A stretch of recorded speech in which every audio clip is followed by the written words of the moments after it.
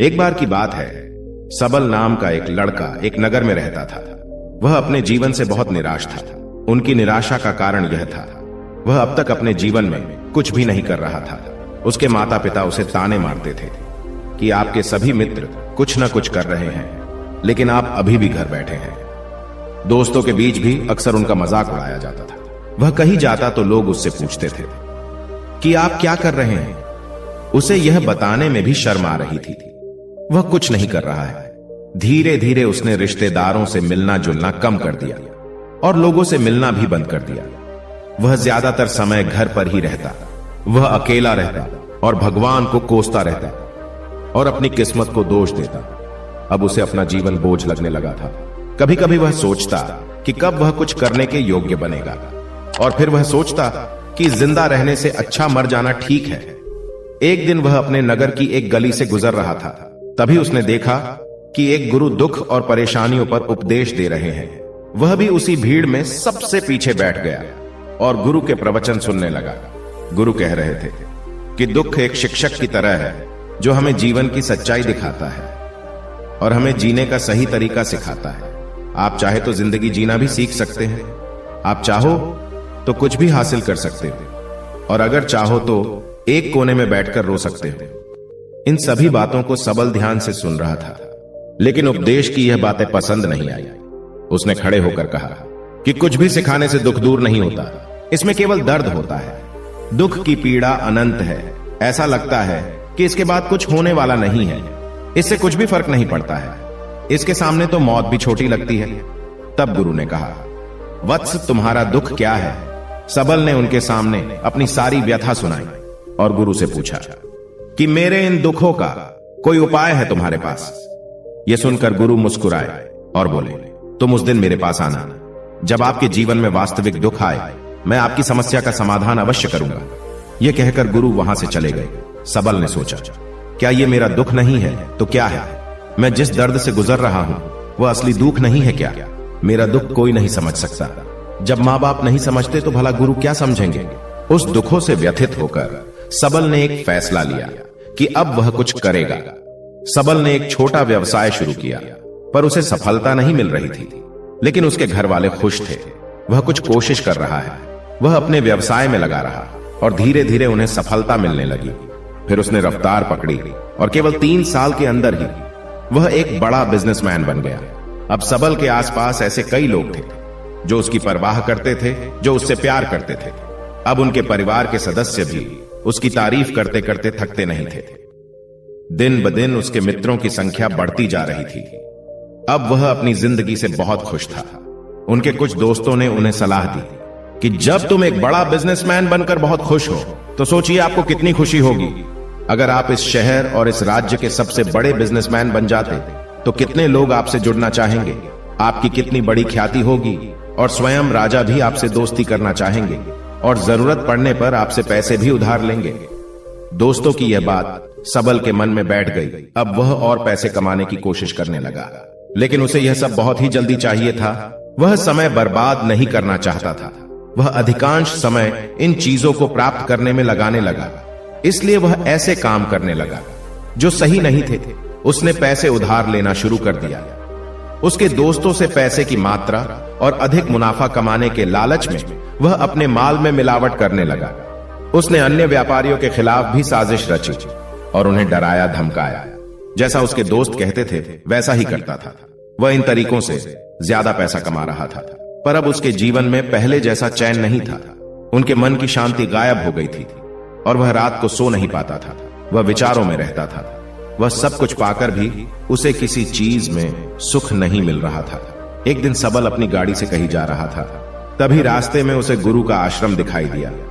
वह रुका और गुरु के पास जाकर बोला, गुरु जी, आपने मुझे कहा था जब कभी जीवन में सच्चा दुख आए तो चले आना। अब मैं बहुत दुखी हूं। मेरी नींद हराम हो गई है। मुझे कहीं भी शांति नहीं मिल रही है। इस प्रकार सबल ने अपनी सारी समस्याएं गुरु को बताई। गुरु ने कहा, जब तुम पहली बार मुझसे मिलने आए थे तब भी तुम किसी दुख में थे। आपने उस दर्द से क्या सीखा? सबल ने कहा कि सिर्फ सोचने और चिंता करने से कुछ नहीं होता। अपनी दृष्टि को सच करने के लिए मेहनत भी जरूरी है, और सिर्फ मेहनत करने से कुछ नहीं होता। परिणाम भी मिलना चाहिए। जब आपको लगे कि आपका लक्ष्य हासिल नहीं होने वाला है, तब राह में चाहे कितनी भी मुश्किलें आ जाए, मन कितना भी निराश क्यों ना हो, अब कुछ नहीं होने वाला है, तब खुद आत्मविश्वास करे, मैं जो भी कर रहा हूं उसमें अवश्य सफल होऊंगा। लोग केवल सफल लोगों का सम्मान करते हैं। कोई कितना भी अच्छा क्यों ना हो, वह हमेशा लोगों की नजरों में बोझ बने रहते हैं। यह सब सुनकर गुरु मुस्कुराए और बोले, यह वास्तविक दुख नहीं है। अपने जीवन में वास्तविक दुख आए तब मेरे पास आना, मैं उसे ठीक कर दूंगा। सबल ने जाते समय गुरु को सोने के सिक्कों से भरा घड़ा भेंट किया। घड़े को देखकर गुरु ने कहा कि यह मेरे किसी काम का नहीं है, उस पेड़ के नीचे गड्ढा खोदकर गाड़ दो। सबल ने घड़े को पेड़ के नीचे दबा दिया।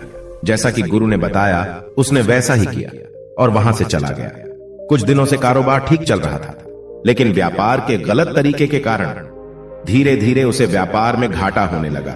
उसकी सारी दौलत धीरे धीरे खत्म होने लगी और एक दिन ऐसा भी आया जब उसके पास कुछ भी नहीं बचा और उस पर कर्ज का बोझ चढ़ गया था। परंतु वह निश्चिंत था, क्योंकि उसने अपना सारा कर्ज अपने दोस्तों से लिया था।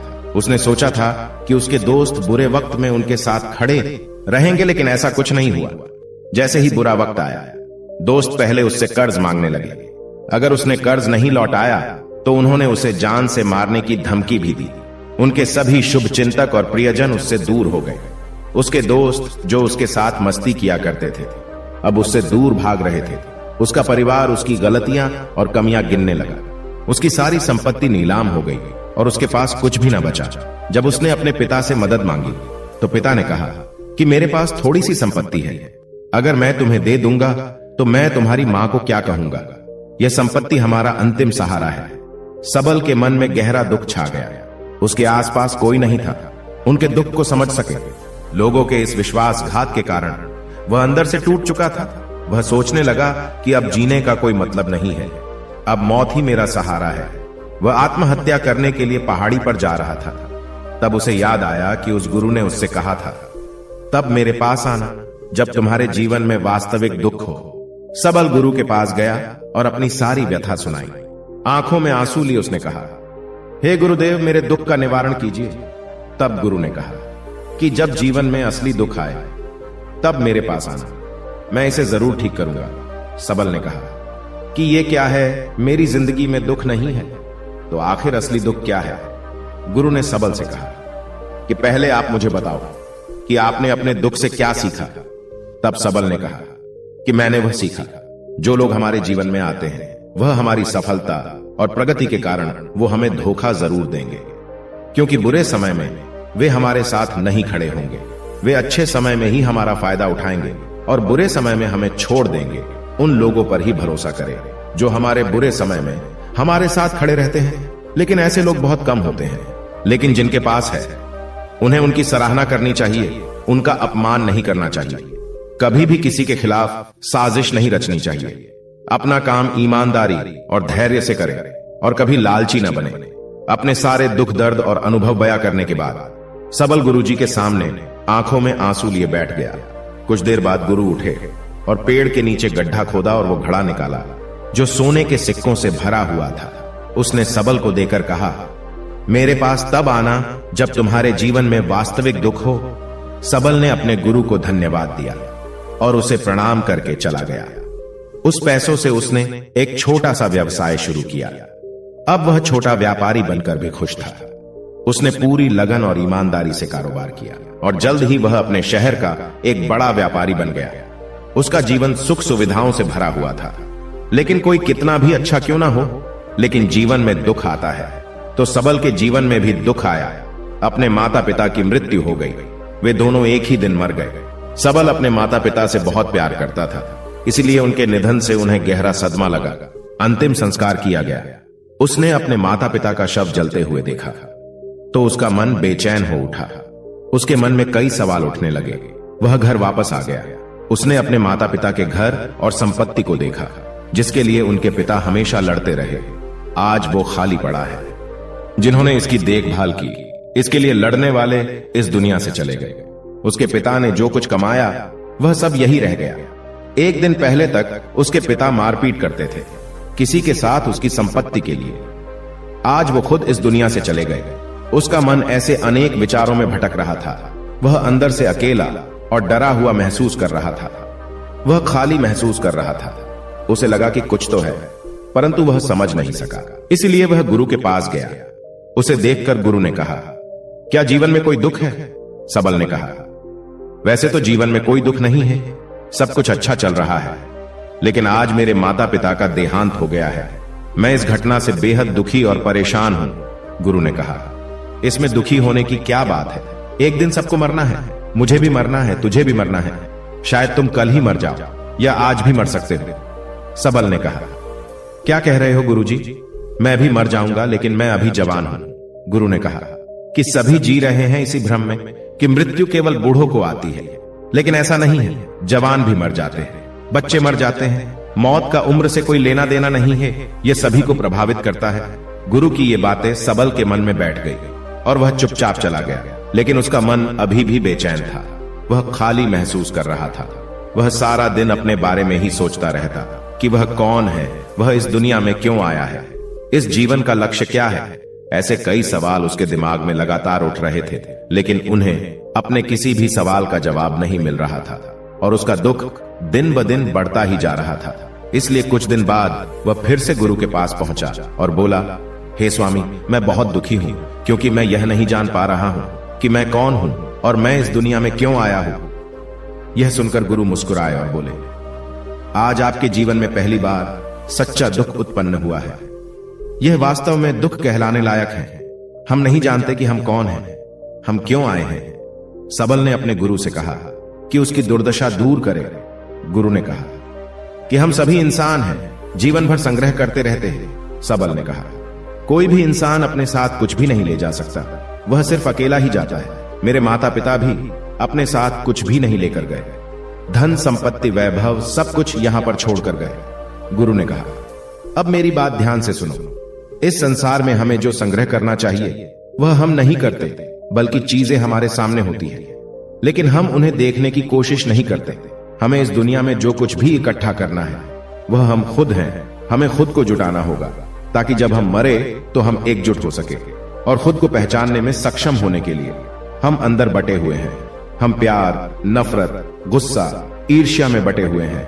क्रूरता, धन, स्थिति, प्रतिष्ठा, सम्मान, पहचान, धर्म, जाति, सैकड़ों हजारों ऐसी चीजों और इच्छाओं में हम विभाजित हैं और टुकड़ों में जीवन जी रहे हैं। इस विभाजन के कारण हमारी चेतना कभी एक नहीं हो सकती। हमारी चेतना व शक्ति बिखरी हुई है, इसलिए हमारे पास इतना समय नहीं है, इतनी ऊर्जा नहीं कि हम मुड़ सकते हैं और अपने भीतर देख सकते हैं। वास्तव में धन, सम्मान और सुविधाओं के अभाव को लोग दुख समझते हैं और जीवन भर के लिए इसे दुख कहकर रोते रहते हैं और समाधान खोजने का प्रयास करते रहते हैं। उन्हें अपना समाधान कभी नहीं मिलेगा, क्योंकि जिसे लोग दुख कहते हैं वह वास्तविक दुख नहीं है। यह सिर्फ एक आदमी की इच्छा है। उसकी इच्छा कभी पूरी नहीं होती, इसीलिए व्यक्ति को कभी उनके प्रश्नों का समाधान नहीं मिलता। इसलिए इन सब से परे यदि आप अपने दुखों का परम समाधान चाहते हैं तो सबसे पहले खुद को समेटना होगा। इस दुनिया से अपनी ऊर्जा वापस ले लो और इकट्ठा करो। अपने आप पर ध्यान केंद्रित करो, स्वयं पर ध्यान दो। अपने मृत्यु से पहले अपने आप को जानने की कोशिश करो, बिखरो मत। सबल ने कहा, गुरुजी, क्या हम इस संसार को छोड़ दें? हमारी सभी इच्छाओं को मार देना चाहिए, किसी से प्रेम नहीं करना चाहिए, धन संग्रह नहीं करना चाहिए, सम्मान की आशा छोड़ देनी चाहिए। गुरु ने कहा कि भावनाओं और इच्छाओं से ऐसे बिखरे हुए मनुष्य में से बाहर निकल आओ, जैसे कोई पत्थर पहाड़ से अलग होकर गिरे तो जिस पर पर्वत का कोई कंट्रोल नहीं होता सिवाय देखने या परेशान होना और कुछ खोना। ठीक वैसे ही बिखरे हुए मनुष्य की इच्छाएं बेकाबू और दर्दनाक है। उसका अनियंत्रित मन इच्छा करता रहता है और कल्पना करता रहता है और यह दुख देता है। लेकिन जब एक व्यक्ति अपने मन को एकत्र करता है तो वह जो कुछ भी करता है वह उसके नियंत्रण में होता है। फिर उसकी इच्छा से इच्छाएं भी उत्पन्न होती है। फिर सबल ने कहा कि आपने मेरे असली दुख का समाधान कर दिया। आपका बहुत बहुत धन्यवाद। अब से मैं खुद को समेटने और खुद को तलाशने की कोशिश करूंगा। गुरु ने कहा कि मानव शरीर में बहुत ऊर्जा और शक्ति है, लेकिन यह फालतू के कामों में बटा हुआ है, बेकार की बातों में लगा हुआ है।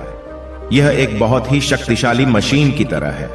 और वह बिना सोचे समझे अपनी शक्ति बर्बाद कर रहा है और बिना किसी नियंत्रण के। इसीलिए इस शक्ति पर ध्यान दे, अपनी चेतना और इसे इकट्ठा करे। सबल को अपने प्रश्नों का उत्तर मिल गया। उसने अपने गुरु का धन्यवाद किया और चुपचाप चला गया।